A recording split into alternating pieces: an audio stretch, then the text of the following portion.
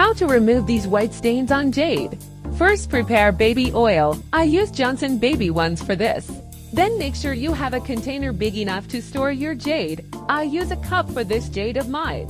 If you are unsure of how much to fill, you can add more after putting in your jade. As all jade is porous, and some parts of the stone are more porous than others, making it harder for these parts to retain oil, so submerging your jade fully into the baby oil would be the best option to spread it evenly. Now we just let it sit for a while.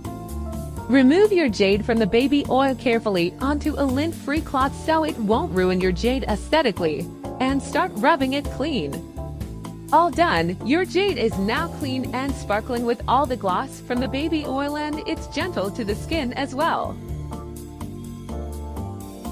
All the white markings are gone. Hooray!